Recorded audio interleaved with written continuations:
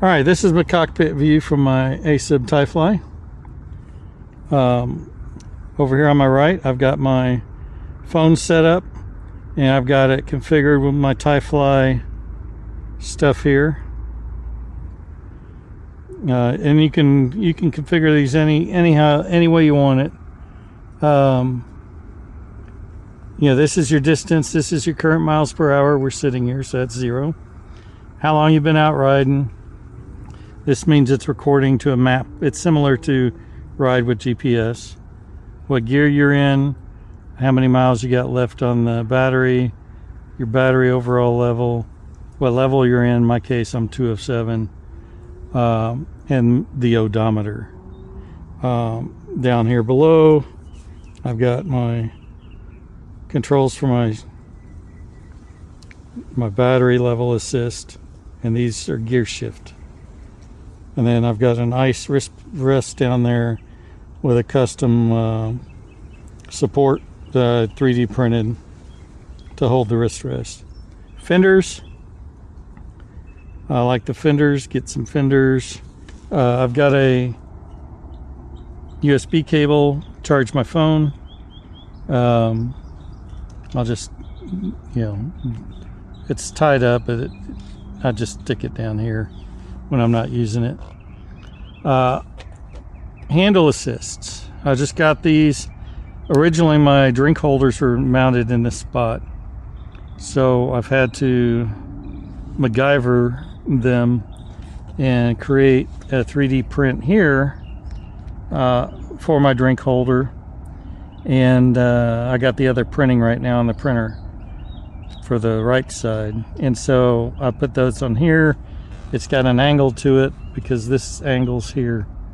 And then I also put a camera holder. This is one of my positions. I put my camera right there, another mirror. On this side I got a bell, and then the other deal there. Up front, this is the main display for a Azub with a Shimano Steps 8 motor. You can't see it. The sun hits it. It's just hard to see. That's why the phone with the Bluetooth is so good. Pedal innovations, catalyst pedals. Pedaling innovations, catalyst pedals. So far so good.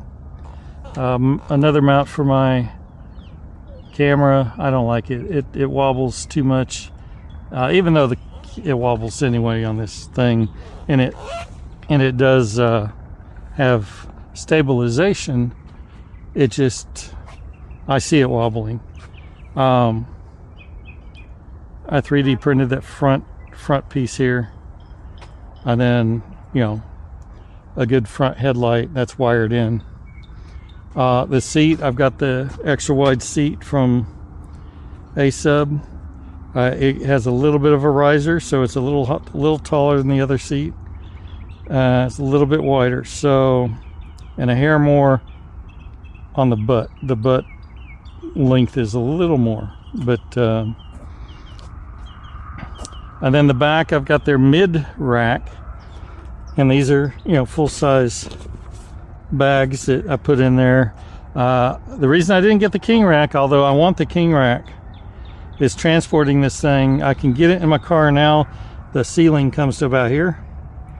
With the king rack, I wouldn't be able to. I'd have to fold it. There would be no way around it. But with the seat off, this will sit up there in between the seats of my Bronco, the front seats, if I put it in backwards. Other things, I always have blinky lights. Since I'm not in the street, I didn't turn this one or this one or this one on. But each one, turn them on when you're in the streets. I usually run 2 flags unless I'm filming people. If I'm filming just myself, I'll run 2 flags most of the time, and there's a little slot here in the seat for that. I printed up my own license plate. I did that for our group. Just when I first met him, I was meeting a whole bunch of people at once, and so this helped me learn who's who. But you know, full suspension front and back. The rear's a spring back here.